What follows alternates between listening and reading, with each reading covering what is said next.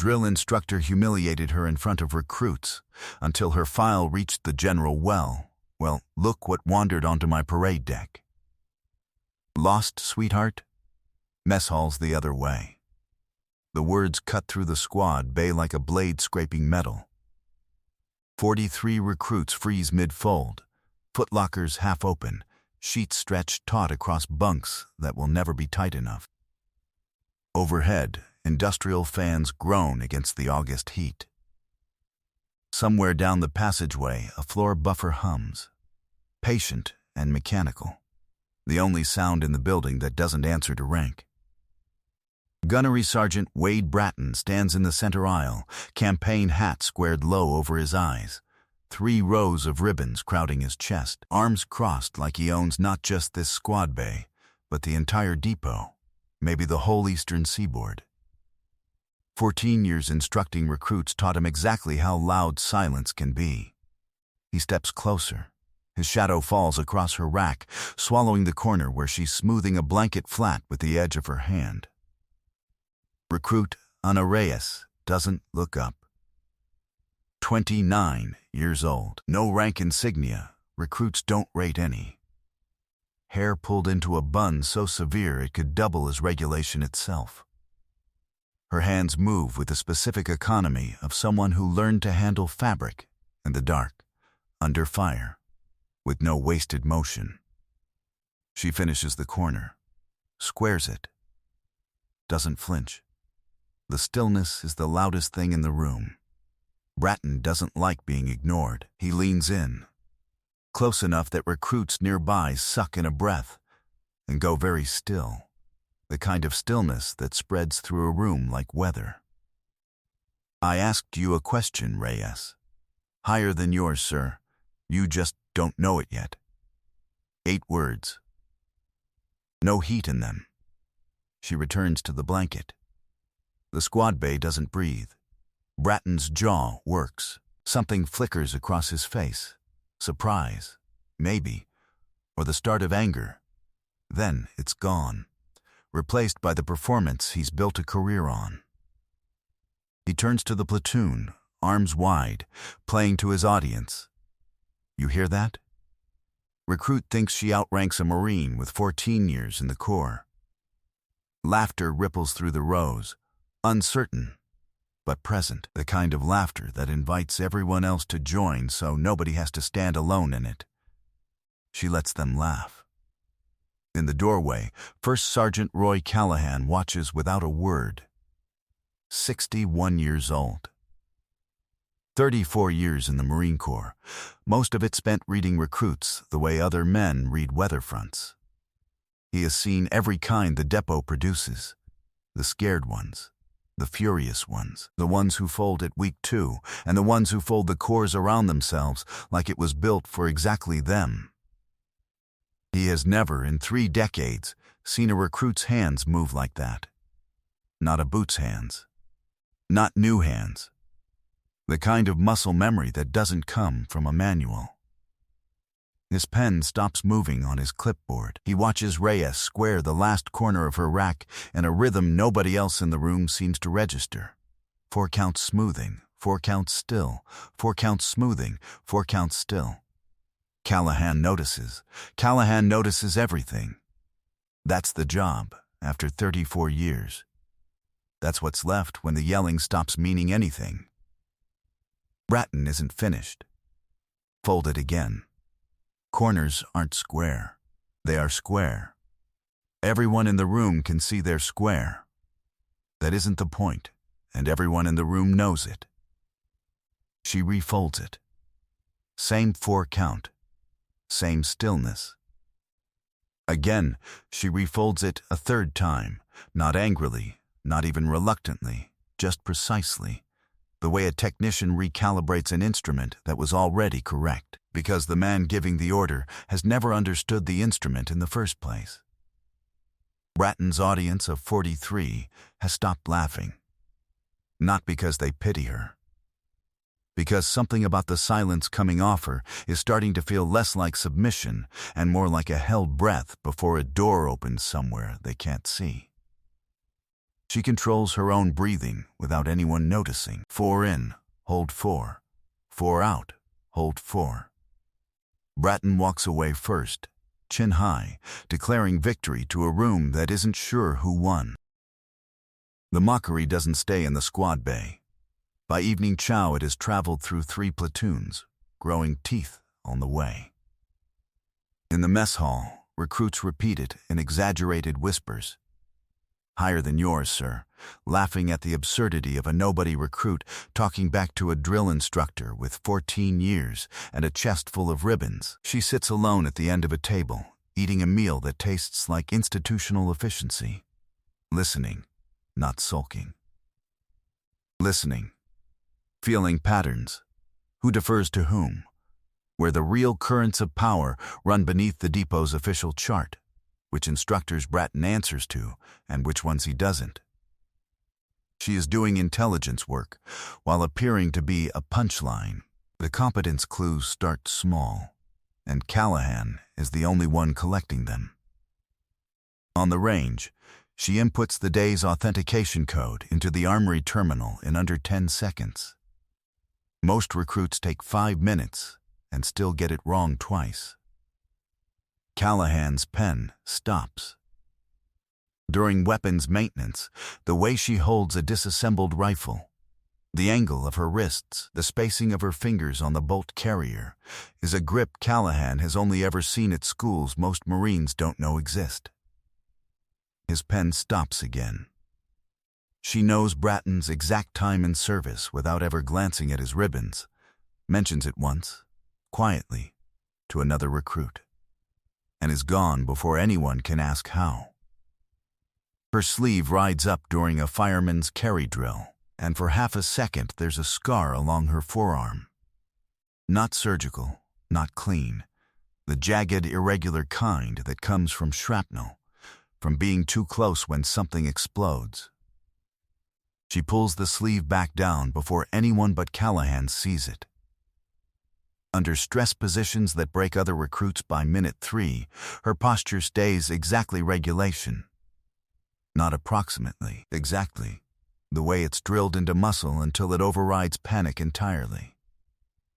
Callahan doesn't say anything to anyone. He just keeps adding lines to a picture only he can see. Bratton, meanwhile, stops treating it as a joke and starts treating it as a threat to his authority, which is a more dangerous thing for a man like him to feel. He initiates a formal records review, pulls her enlistment packet, flags inconsistencies in her paperwork, orders a credential verification through Battalion S1. He does this in front of the platoon, theatrically, like a man producing a trump card. She cooperates without complaint. Her answers, when the investigating ENGSO questions her, never run past 5 words. Where were you at 0500? System diagnostics. Corporal. Why at 0500? Light traffic. Better data. Diagnostics on what system? Above your clearance. The ENCO blinks. Writes it down anyway because there's nothing else to write. She controls her breathing through all of it. 4 in, hold 4, 4 out, hold 4. The same rhythm Callahan clocked on day 1, now a metronome running under every interrogation, every insult, every theatrical accusation Bratton stages for an audience. The afternoon brings new indignities. Bratton has her running extra laps around the parade deck for attitude, makes her stand at the position of attention through evening formation while he lectures the platoon about respecting rank. Has her scrub a head that 3 other recruits scrubbed that morning. She does all of it with the same stillness, the same silence, the same 4-count breath. And every time, Callahan is somewhere nearby, watching, pen still, saying nothing. By 1600, she's back in the squad bay, sitting on the edge of her rack. And it's here that Bratton makes his real mistake. He doesn't just want her humiliated. He wants her gone. He tells Battalion he suspects forged documents, requests she be pulled from training and held for questioning pending a full security review. He has no idea what he's about to trigger. 3 hours later, the pattern has a name. though only Callahan has connected enough of it to say it out loud to himself, quietly, in the dark of his office, staring at a personnel photo that doesn't match anything in the official record he's been handed. The holding room is 11 feet by 9. Concrete walls painted the same gray as every other unremarkable room on base. A metal bench bolted to the floor. A single window near the ceiling shows only a strip of sky, already going the color of dusk.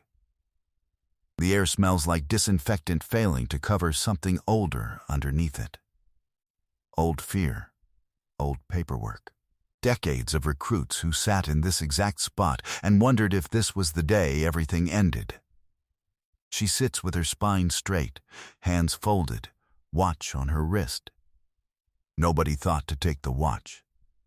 Nobody ever does. That's how she planned this 3 months ago. This is the near-fail moment, the point where anyone watching from the outside would think she's finished. Caught. Game over. Except games have rules. And she's about to show them they've been playing the wrong game entirely. Her watch reads 1847. She runs the math without moving her lips.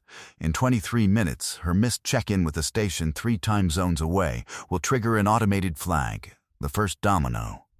Small, almost silent. In 63 minutes, a protocol she set in motion 4 months ago, the day she accepted this assignment, activates without her input, without anyone's input. A chain of notifications built specifically so that no single person could stop it once it started. In approximately 2 hours, Gunnery Sergeant Wade Bratton is going to learn the difference between the authority he performs and the authority that actually runs this base. She breathes. 4 in, hold 4. 4 out, hold 4. Not afraid, not nearly. Outside the door, footsteps. Bratton's voice, muffled, already rehearsing how he'll describe this to battalion. A forged record recruit.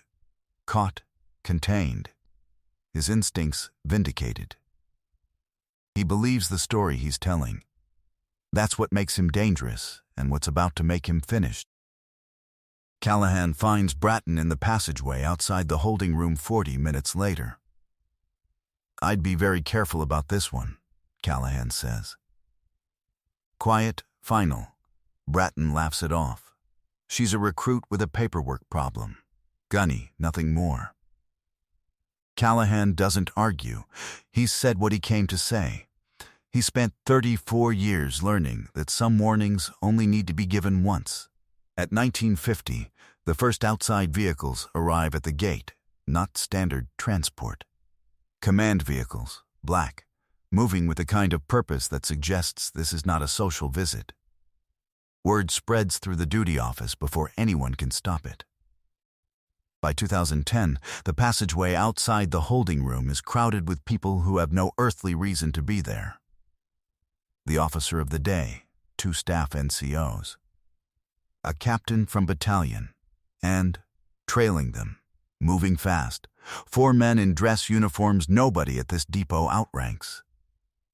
Bratton goes pale watching them approach.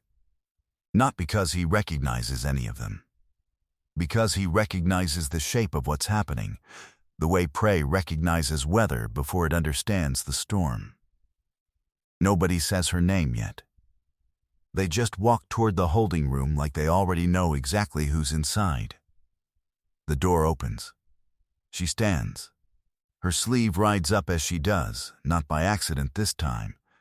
And there it is, on the inside of her forearm, precise as a blueprint.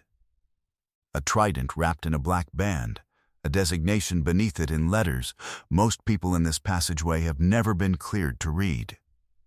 And beneath that, smaller, a string of numbers that isn't a serial number at all. It's a call sign. The kind spoken in rooms with no windows. Callahan sees it first. His hand, halfway raised in a casual gesture, freezes mid-motion. Something crosses his face, not surprise exactly, more like confirmation. 34 years of instinct, finally given a name. He goes rigid. "That's not possible," he says, so quietly only he hears it. She's supposed to be dead. The room detonates in silence, not the ordinary kind. The kind with weight, with texture, with a sound of its own, an actual audible intake of breath from 3 people at once, a clipboard sliding off someone's arm and clattering against the concrete floor like a dropped weapon. The echo of it bouncing off cinder block and dying slow. The hum, background noise all day, suddenly sounds deafening, the only thing left in the room with permission to make noise. Who else has watched someone overlook their entire career, only to learn they were standing next to the most dangerous person in the building the whole time?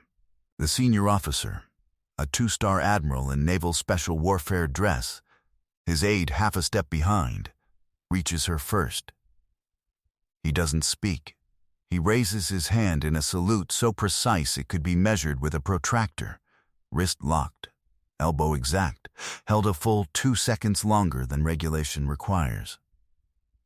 Then the captain behind him salutes. Then the officer of the day. Then Callahan, last but not slowest. His salute the one that means the most, because nobody ordered it. He offers it from knowledge, not hierarchy, and that is worth more to her than every other hand raised in that passageway combined. 6 officers and staff NCOs, every one of them at attention. Every one of them saluting a recruit with no rank insignia, standing in a concrete holding room in a wrinkled training uniform, watch still on her wrist. Bratton doesn't salute. He can't seem to make his arm move at all.